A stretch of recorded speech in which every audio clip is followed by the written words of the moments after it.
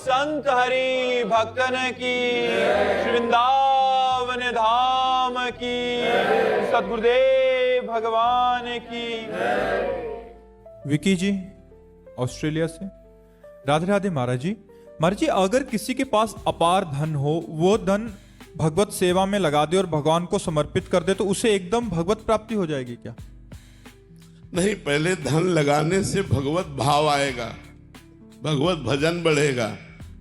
पैसे से भगवान को तो नहीं प्राप्त किया जा सकता, लेकिन पैसा भगवत कार्य में खर्चा कर दिया, उस पुण्य से तुम्हें संतों का संग मिलेगा, महापुरुषों का संग। पुण्य पुंज बिन मिले न संता। जब आपने अपने जीवन का कमाया हुआ धन संत सेवा में, भगवंत सेवा में, गौ सेवा में, मरीजों की सेवा में, परोपकार में खर्चा किया, तो उस पुण्य के प्रताप से आपको संतों का संग मिलेगा। संतों के संग से भगवान के नाम में प्रीति होगी और नाम भगवत प्राप्ति कराएगा। और भगवान का नाम है दीन बंधु, पतित पावन, अकिंचनों के परम धन। तो इसलिए धन से तो नहीं होगी, पर धन अगर हमने समर्पित कर दिया तो वो धन निमित्त बन जाएगा, कारण बन जाएगा और हमें ऐसी जगह पहुंचा देगा जहां से हमें भगवत प्राप्त। रजत लिम्बा जी, श्री हरिवंश। श्री हरिवंश महाराज जी। गुरुदेव, आपकी कृपा से पूज्य स्वामी श्री राम सुखदास जी महाराज जी द्वारा रचित साधक संजीवनी का अध्ययन करने का प्रयास किया। गुरुदेव, वहां अध्ययन करते समय पढ़ने में आया कि शरीर के साथ मैं और मेरापन का संबंध होने से ही राग और द्वेष पैदा होता है। तो गुरुदेव, शरीर के साथ मैं और मेरेपन का विच्छेद कैसे हो जिससे राग और द्वेष उत्पन्न ही ना हो? पहले तो सर्वप्रथम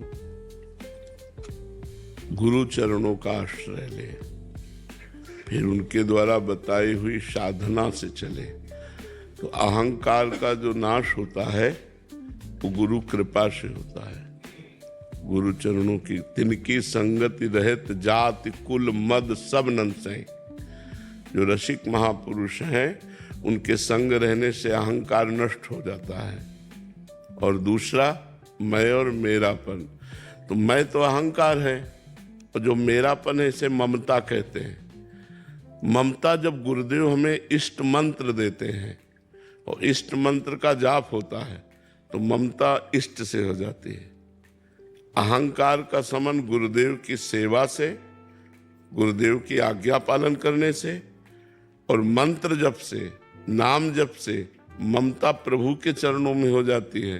तो अहमता और ममता ही दोनों हैं, मैं और मोर, मैं और मेरा। इसी को तो नाम माया है। मैं और मोर तोड़ते माया, ये तेरा ये मेरा।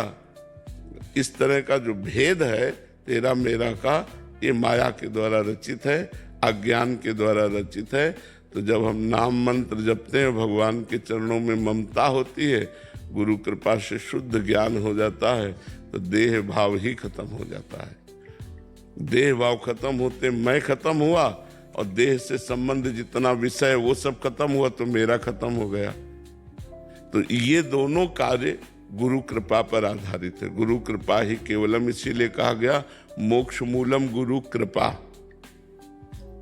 दोनों बातें, जो मैं और मोर है, इससे जो मुक्त होना चाहता है, इसे अहमता ममता कहते हैं। एक पद में है, एक अहमता ममता ये जग में है दुखदाई, और ये जब श्री जी की ओर लगे तो होत परम सुखदाई। मात तात सुत दार देह में मति अरुझय मति मंदा, हित किशोर को है चकोर तू लख वृंदावन चंदा। बोले एक मैं और मेरा, अहमता और ममता। अहमता मैं और मेरा, ये मेरा भाई, ये मेरा पति, ये मेरा पुत्र, ये मेरा पत्नी, ये मेरा माँ, ये मेरा बाप, ये मेरी जमीन, ये मेरा। एक अहमता ममता ये जग में है दुखदाई, ये जब श्री जी की ओर लगे तो होत परम सुखदाई। मात तात सुत दार देह में मति अरुझय मति मंदा, हित किशोर को है चकोर तू लख वृंदावन चंदा।